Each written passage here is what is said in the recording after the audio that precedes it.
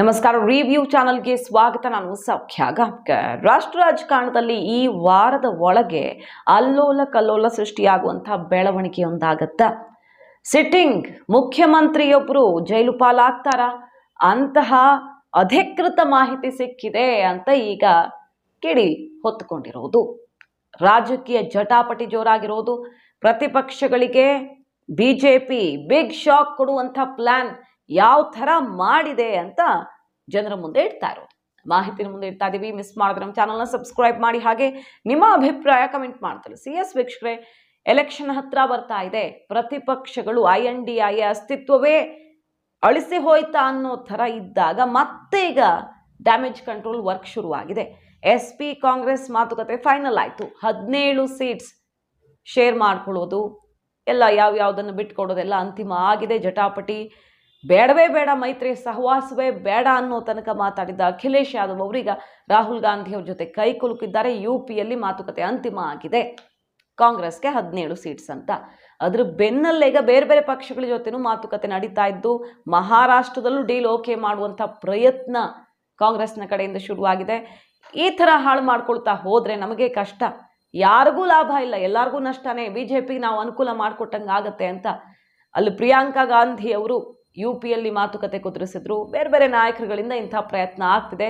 ಈಗ ಡೆಲ್ಲಿಲೂ ಕೂಡ ಅಚ್ಚರಿ ಅನ್ನುವಂತೆ ಆಮ್ ಆದ್ಮಿ ಘೋಷಣೆ ಮಾಡಿಬಿಟ್ಟಿತ್ತಲ್ಲ, ಡೆಲ್ಲಿ ಪಂಜಾಬಲ್ಲಿ ಸ್ವಂತ ಬಲದ ಸ್ಪರ್ಧೆ ಅಂತ. ಈಗ ಡೆಲ್ಲಿಲೂ ಆಮ್ ಆದ್ಮಿ ಕಾಂಗ್ರೆಸ್ನ ಮೈತ್ರಿ ಅಂತಿಮ ಆಗಲಿದೆ.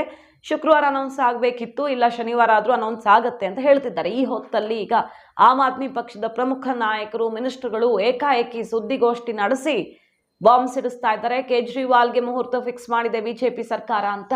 ಇನ್ನು 3 ದಿನಗಳಲ್ಲಿ ಕೇಜ್ರಿವಾಲ್ ಅವ್ರನ್ನ ಅರೆಸ್ಟ್ ಮಾಡೋದು ಫಿಕ್ಸ್. ED ಆದರೂ ಆಗಬಹುದು.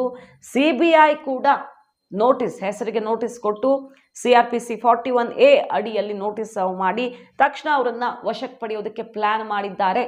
ಮತ್ತು ನಮಗೆ ಬೆದರಿಸ್ತಿದ್ದಾರೆ, ವ್ಯವಸ್ಥೆಯನ್ನ ಏಜೆನ್ಸಿಗಳನ್ನ ಬಳಸ್ಕೊಂಡು. ಏನಂತ? ಕಾಂಗ್ರೆಸ್ ಜೊತೆಗೆ ಹೋಗಬೇಡಿ ಅನ್ನೋ ಥರ ಸಂದೇಶಗಳು ಪರೋಕ್ಷವಾಗಿ ಬರ್ತಾ ಇದ್ದಾವೆ. ಈ ಮೈತ್ರಿ ಮಾತುಕತೆ ಫೈನಲ್ ಆಗಿದ್ರೆ ಅರೆಸ್ಟ್ ಆಗೋದು ಫಿಕ್ಸ್ ಅನ್ನೋ ಥರದಲ್ಲಿ ನಮ್ಮನ್ನು ಹೆದರಿಸಲಾಗ್ತಿದೆ ಅಂತ ಈಗ ನೇರ ಆಮ್ ಆದ್ಮಿ ಪಕ್ಷ ಹೇಳ್ಕೊಳ್ತಿರೋದು. INDIಯಲ್ಲಿ ಸಮಸ್ಯೆಗಳು ಬಗೆಹರಿತಿದ್ದಾವೆ. ಕಾಂಗ್ರೆಸ್ ಆಮ್ ಆದ್ಮಿ ಒಂದಾದ್ರಂತೂ BJPಗೆ ಸೋಲು ಶತಸಿದ್ಧ ಅನ್ನೋದು ಗೊತ್ತಾಗ್ತಾ ಇದ್ದ ಹಾಗೆ ನಾವು ಮೈತ್ರಿ ಅನೌನ್ಸ್ ಮಾಡ್ತೀವಿ ಸ್ಯಾಟರ್ಡೆ ಅನ್ನೋ ಹೊತ್ತಲ್ಲೇ ನೋಟಿಸ್ ಇದ್ದಕ್ಕಿದ್ದಂತೆ 7th ಸಮನ್ಸ್ ಬಂದಿರೋದು ಹೇಗೆ ಅಂತ ಅವ್ರು ಪ್ರಶ್ನೆ ಮಾಡ್ತಿದ್ದಾರೆ. ಇಷ್ಟು ದಿನ ಎಲ್ಲ ಸೆಡ್ ಹೊಡೆದ್ರು ಕೇಜ್ರಿವಾಲ್ ಅವರು. ಎಷ್ಟೇ ನೋಟಿಸ್ಗಳು ಬಂದರೂ ಕೂಡ ಇದಕ್ಕೆ ಅವಕಾಶವೇ ಇಲ್ಲ, ನಮ್ಮ ಲಾಯರ್ ಹೆಂಗೆ ಹೇಳಿದಾರೋ ಹಂಗೆ ಮಾಡ್ತೀರಿ, ಡೋಂಟ್ ಕೇರ್ ಆಟಿಟ್ಯೂಡ್ ಮುಂದುವರಿಸಿದ್ರು. ಕೆಲವು ದಿನಗಳ ಹಿಂದೆ ಅರೆಸ್ಟ್ ಆಗುವ ಸಾಧ್ಯತೆಗಳು ಕಂಡು ಬಂದಿದ್ವು. ಲಿಕ್ಕರ್ ಸ್ಕ್ಯಾಮ್ ಅಲ್ಲಿ ಬಹುದೊಡ್ಡ ಬೆಳವಣಿಗೆ ಆಗುತ್ತಾ ಅಂತ. ಈಗ ಆಮ್ ಆದ್ಮಿ ಹೇಳ್ತಾ ಇದೆ, ನಮಗೆ ಪಕ್ಕಾ ಮಾಹಿತಿ ಇದೆ. ಒಂದ್ ಕಡೆ CBI ರೆಡಿ ಮಾಡ್ತಾ ಇದೆ, ಮತ್ತೊಂದು ಕಡೆ ED ಕೇಜ್ರಿವಾಲ್ ಅವ್ರನ್ನ ಇನ್ನು 4 ದಿನಗಳಲ್ಲಿ ಅರೆಸ್ಟ್ ಮಾಡೋದಕ್ಕೆ ಸಿದ್ಧತೆಯಾಗಿದೆ. ಅದು ಕೂಡ ಈ ಮೈತ್ರಿಯನ್ನ ಮುರಿದು ಹಾಕೋಕೆ ಅಂತ ಹೇಳ್ತಾ ಇರೋದು. ಇನ್ನೊಂದು ಕಡೆ ಕಾಂಗ್ರೆಸ್ ಈಗ ಕೆಂಡವಾಗಿದೆ. ನಮ್ಮ 65 ಕೋಟಿ ದುಡ್ಡನ್ನ ಇನ್ಕಮ್ ಟ್ಯಾಕ್ಸ್ ಮೂಲಕ ಡಿಡಕ್ಟ್ ಮಾಡಿಸ್ತಾ ಇದೆ ಸರ್ಕಾರ. ಪ್ರತಿಪಕ್ಷ ಅನ್ನೋ ಕಾನ್ಸೆಪ್ಟೇ ಇಲ್ಲದಂತೆ, ಅಂದರೆ ಮಲ್ಟಿಪಲ್ ಪಾರ್ಟಿ ಏನು ನಡೆಯುತ್ತಲ್ಲ ಈ ಪ್ರಜಾಪ್ರಭುತ್ವ ವ್ಯವಸ್ಥೆಯಲ್ಲಿ ಭಾರತದಲ್ಲಿ, ಆ ಸಿಸ್ಟಮನ್ನೇ ಕೊಲ್ಯಾಪ್ಸ್ ಆಗೋ ಥರ ಮಾಡೋದಕ್ಕೆ BJP ಪ್ಲಾನ್ ಮಾಡಿದೆ ಅಂತ ಕಾಂಗ್ರೆಸ್ ಕಿಡಿಕಾರ್ತಾ ಇದೆ.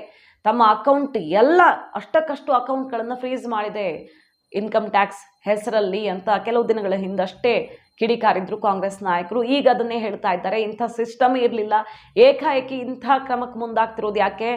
ನಮ್ಮ 65 ಕೋಟಿಯನ್ನು ಇದ್ದಕ್ಕಿದ್ದಂತೆ ಡಿಡಕ್ಟ್ ಮಾಡ್ಕೊಳ್ತಿದ್ದಾರೆ. ಸೊ ನಮ್ಮ ಬಲವನ್ನೇ ಕಿತ್ತುಕೊಳ್ಳುವಂಥ ಪ್ರಯತ್ನ ಮಾಡ್ತಿದ್ರೆ ನಾವಂತೂ ಹೆದರಲ್ಲ ಅದಕ್ಕೆ ಅಂತ ಕಾಂಗ್ರೆಸ್ BJP ಸರ್ಕಾರದ ವಿರುದ್ಧ, ಇನ್ಕಮ್ ಟ್ಯಾಕ್ಸ್ನ ಈ ನಡೆಯ ವಿರುದ್ಧ ಕಿಡಿಕಾರ್ತಿದೆ.